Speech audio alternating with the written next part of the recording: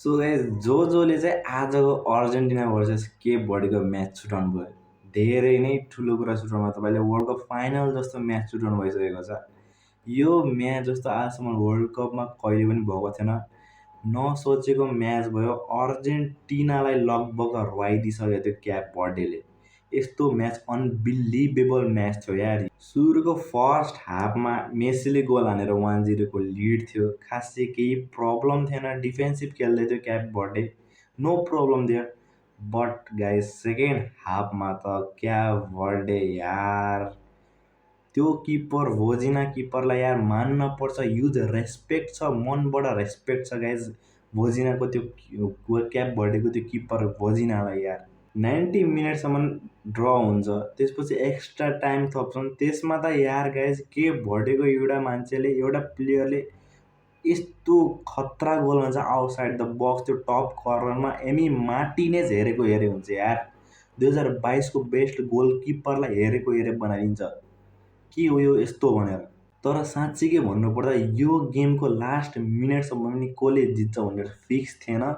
यो गाइज मुटु ढुकढुक भइरहेको थियो, यो मुटु बाहिर निक्लेला जस्तो भइरहेको थियो डरले। अर्जेन्टिना फ्यान भएपछि गाइज यतिको त सहनुपर्छ।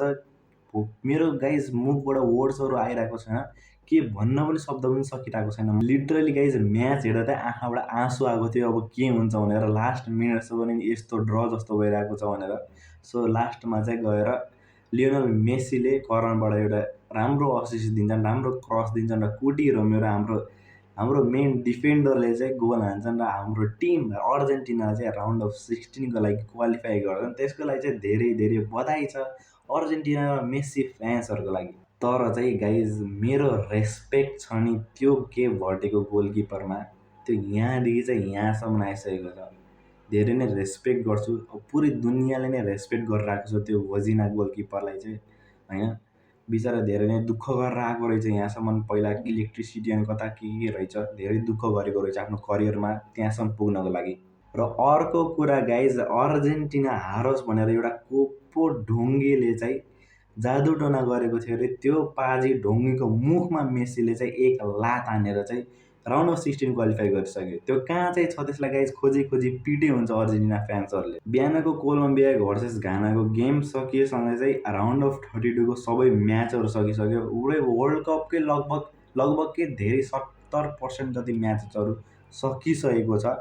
र आज राति 10:45 मा राउन्ड अफ 16 सुरु हुँदैछ। अब अझै नै इन्ट्रेस्टिङ हुनेवाला छ। राति अब 10:45 मा मोरोक्को भर्सेस क्यानाडाबाट सुरु हुँदैछ र त्यसपछि राति 2:45 मा फ्रान्स भर्सेस प्याराग्वे। अब दुईटैको म्याचको प्रेडिक्सन दिउँ। अब क्यानाडा भर्सेस मोरोक्को, अब क्यानाडा होस्ट कन्ट्री हो, होम एडभान्टेज हुन्छ। अब त्यति ठुलो टिम पनि होइन।